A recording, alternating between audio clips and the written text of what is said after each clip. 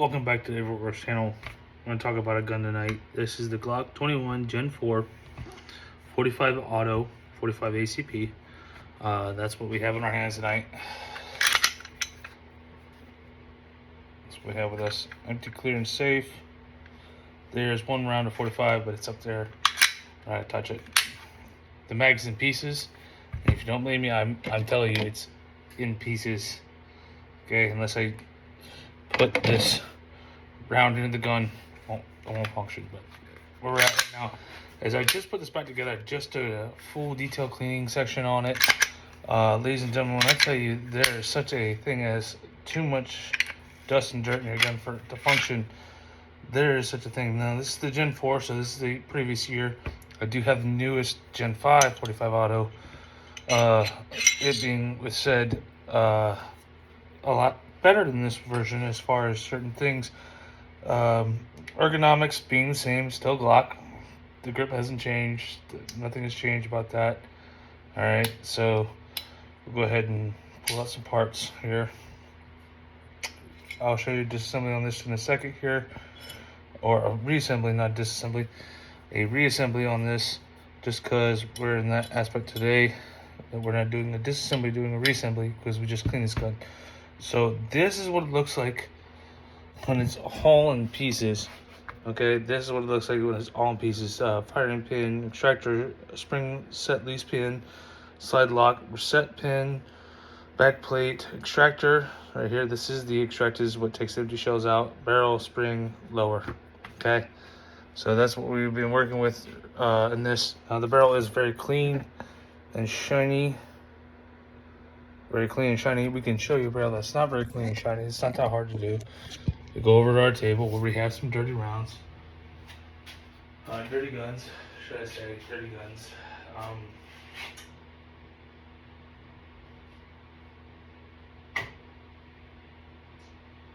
The dirtiest on the floor right now, the dirtiest of what I've cleaned so far, which I've cleaned the majority of these guns. We go with this, another Glock here.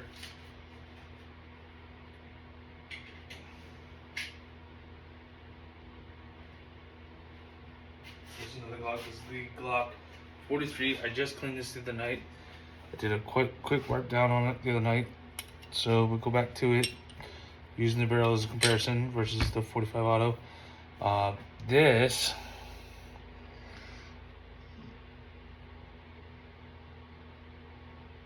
is what the barrel looks like now. I just did a wipe down and it looked like this. It was as clean as this when I did wipe down.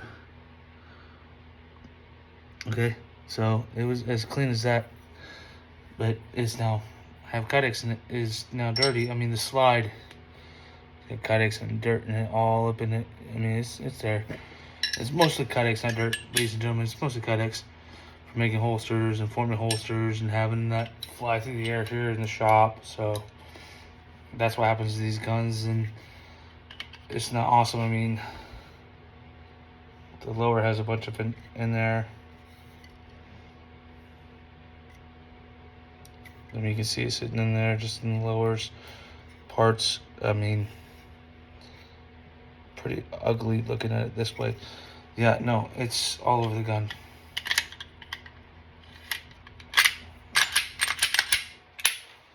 All over the gun whatsoever. It's everywhere. It's ridiculous. But this is the Gen 1 or Gen 4 21 45 Auto. So took it from nasty, dirty, ugly to super clean and perfection. And we're gonna do a full reconstruction process here. I'm gonna show you step by step just to bring it back in. So again, we're gonna go back to showing you what it was, what it is currently. Slide, firing pin, extractor, recoil spring bushing and bar, extractor, slide lock, bearing, load, pin, back plate, barrel, double reduction, recoil spring, lower. Okay, there's no parts that came out of this that's on this table. Nothing came out of this. This all came out of the upper. Okay, so we're gonna go piece by piece, going back into the slide, which that is, and the mag is still in pieces, laying here still in pieces, okay? It's still in pieces, so don't worry, you're not losing anything. All right, we'll get into that. That's easy. You take a cloth, wipe it down, pull one through the center of the empty shell, make it clean. So that's easy to go. So let's go into the build of this upper, turn it into a real pistol.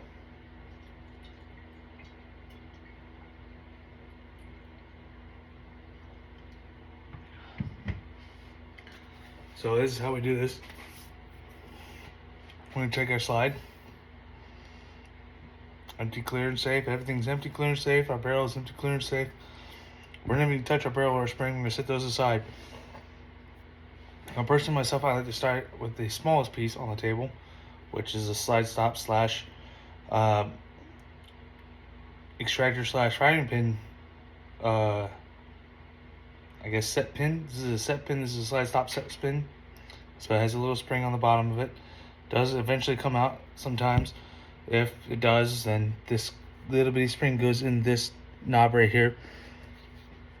And there's no section as to how it goes in. Some guns there are, which direction it goes in. This one's perfect circumference is clearly circular, so it's not a problem, just goes in. And I know you guys seen this button before. Now nobody knows exactly what this button's for, except for when it comes to the extractor. I don't know if you guys can see this. I'm trying to put it in the perspective. I lower it this way, lower it up. That ledge, the open ledge right here, is what the extractor sits in. So that open ledge is what the extractor sits in, such as that right there. So the extractor usually goes in first. It depends on the gun, but for me, most of the time, it goes in first, like so. As you can see, the pin side and bushing side, pin side, bushing side, one's round and circular, one's not. So when it comes to the extractor,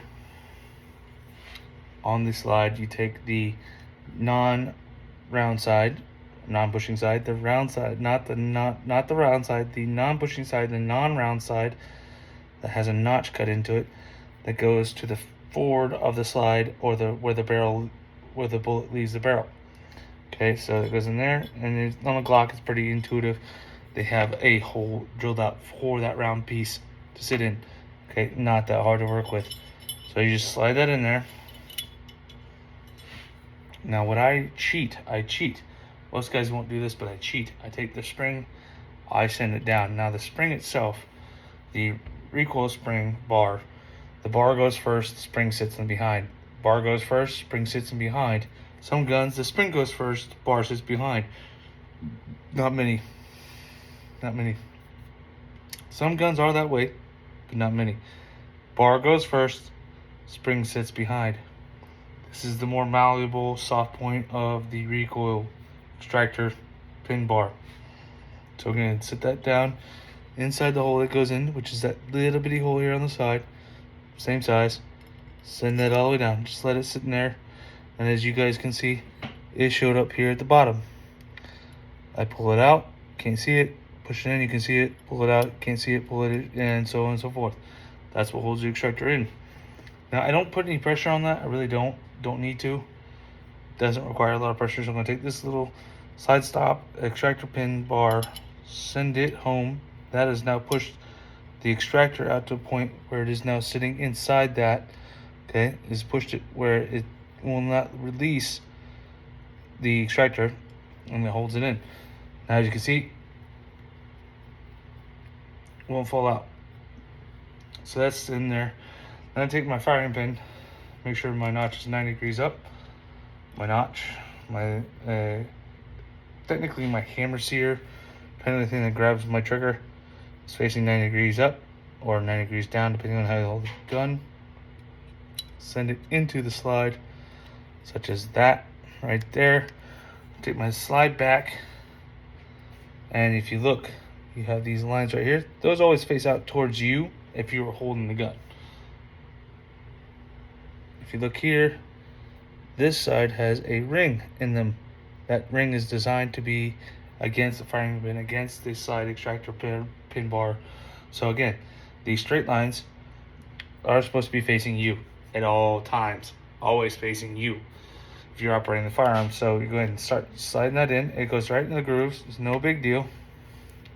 And you put a little pressure on that ring right here, not on the slide stop bar spring, just on the firing pin ring, and you just put a little pressure on that, get it started. Once it's started, you take your pin and you push on that extractor bar spring piece right there. Just push straight on it, hold it down, slide everything in. As you let go slowly, everything's good to go. Then you take your barrel, which is empty, clear, and safe, completely empty, clear, and safe. Load in your gun, take your recoil spring, load it into its gun, into the same gun, put it on its step that's supposed to be in, which isn't hard. Take your lower, which for a Glock is super easy. Line up your slide lines, because you got it off to this point. Line up your slide lines.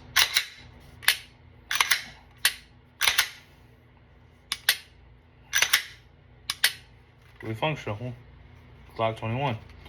And that's how that works. So super easy, clean, and safe. That thing is nice looking now.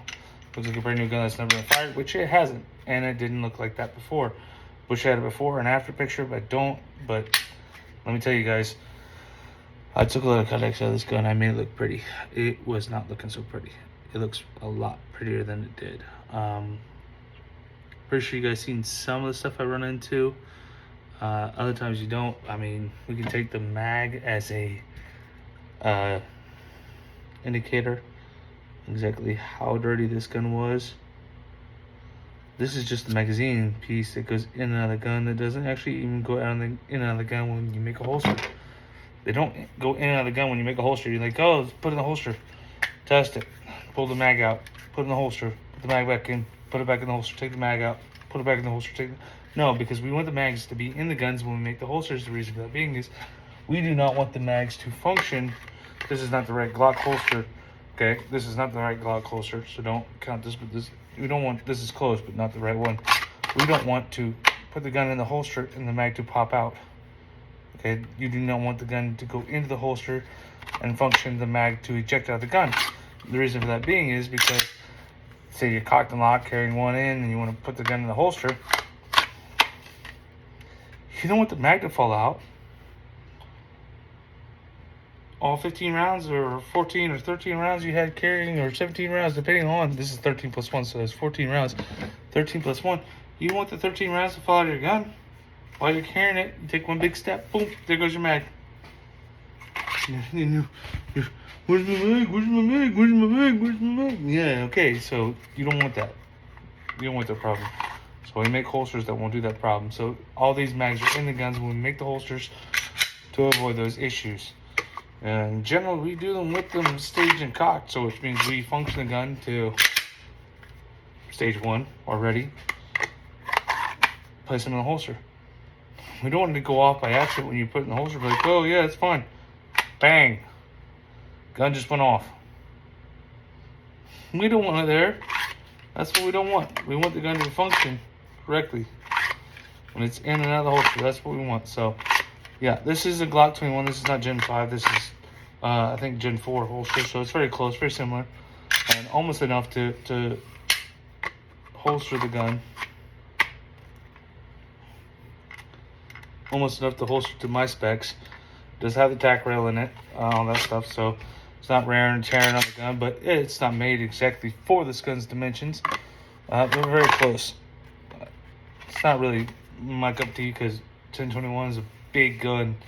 That's a whole lot of gun. You gotta pull out of holster and fire. That's 45 auto Glock.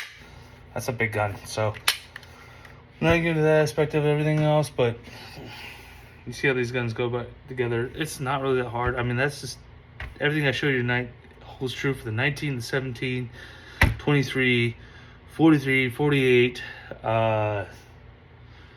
42, and every other Glock I can think of off the top of my head. 43X, MOS even, everything's the same, it doesn't matter. So yeah, no, Glock functions the same way. Lowers are different, they are slightly different depending on the year and the caliber. all still Glock manufacturer, so it don't matter. But yeah, the yearling caliber does change a little things when it comes to lower versus the backstrap pin here. The lower slide spring retention underneath the slide disassembly lock, which is that little bar right here, where you pull down on this, pull the slide slightly back. So say I were to put this in the frame and cock it like I would if I was about to rock around, which means the chamber is now technically, if I had a loaded gun, technically loaded or empty depending on how I had the gun, but the hammer's still back, so the trigger's still under tension. Okay, still under tension, still under tension. Now, to disassemble this gun, does this trigger have to be under tension? No, it does not. No, it does not. Everybody else in the market wants to tell you, yes, it does. You have to drop that firing pin to disassemble this pistol. No, you don't. You don't. You can take a loaded mag, put it in the gun, cock it, lock it, ready to go, like you were carrying loaded. Now you pick up the gun a day later, out of the holster, you eject the loaded magazine out of the gun, set it aside, then you clear the weapon, which you're supposed to do every time you pick up a weapon. You're supposed to clear that weapon. Clear that weapon. You clear that weapon, visual and physical check, clear empty safe, clear empty safe. There's nothing in this barrel. Nothing in this barrel. Okay, empty safe. So I take the slide, I drop it down slowly by hand, drop the firing pin. Now guess what? I can still take this gun apart without cocking it. Cocking involves this motion right here.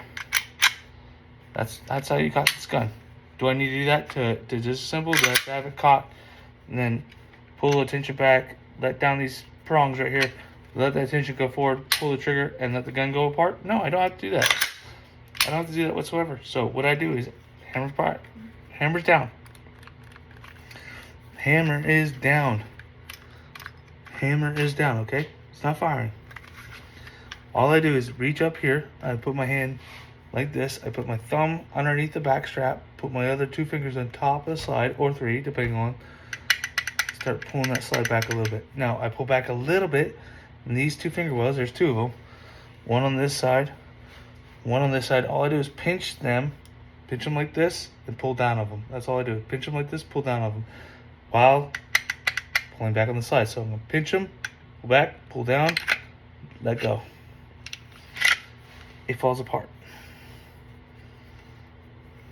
Let me do that one more time so you guys see this. This gun does not need to have the firing pin functional. You don't believe me? That's Glock 21.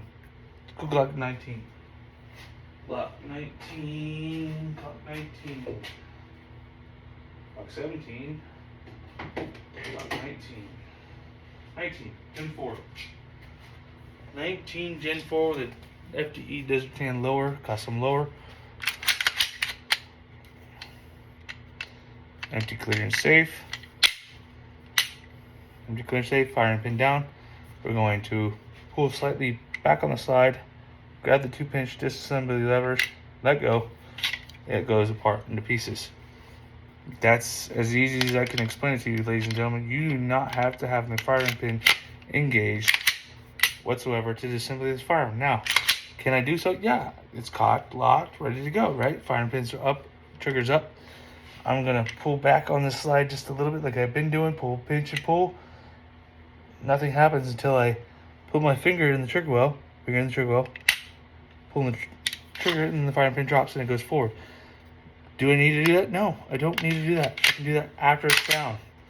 So I can take my empty mag, put it in the gun, lock it, check it, drop the firing pin, pull slightly back, take the mag out because I can't do with the mag in there. Just push with my thumb. I'm just pushing with my thumb. My finger's not in the trigger. It didn't pull anything. Just firing pin down. I mean, best I can do. I can just try to do it this way, I guess. Pull back a little bit. See the exposure right here at the end. Pull back a little bit. Pull down. Let go. push forward with my thumb. That's how easy it is. It doesn't matter which model of Glock you have. They all function the same. 42, 48, 43, 19, 17, 21, 23, 22, 20. Well, I mean, we're at Glock 49 now. We're almost at the 50, so it's not even an issue now. All right, so if you haven't learned it by now, since the early 90s / 200s, 2000s, not 200s, 2000s, you're not gonna learn it. So thanks for watching the Warriors channel. That's how a Glock goes back together. It's super easy, stupid. Doesn't matter if it's 45 ACP, 9mm, 30A special, 22 TCM, and yes, 22 TCM is a real round. This is 22 TCM. Perspective. This is a 9mm hollow point. 9mm hollow point, 22 TCM. 45 hollow point, 22 TCM. It's a real round. It exists. Ladies and gentlemen, you should totally get on that board. 22 TCM is amazing. Sorry, dropped the round. I put it back on the shelf. Should totally get in that board. 22 TCM is amazing. I'm going to drop the round again. It is a big thing, awesome thing. You can find it as such as a comped gun, which I have here, a 18 round double stack 1911 with a 4-inch barrel, which I have here. You can find it with a 3.5-inch barrel single stack 1911. You can find it with interchangeable with a polymer lower, which is Tingfolio and Rock Island conglomerate pistol with an 18 plus, but that was TCM 22 TCM 9R. That was the 9R version. This is not the 9R version. This is straight 22 TCM version. So you will be able to find two versions of this pistol, multiple variants of this pistol, but it's the American version of the 5.7. It's pretty awesome. But anyhow, we're getting into different subject, which we'll talk about in a different video. Thanks for watching. We'll see you guys in the next video.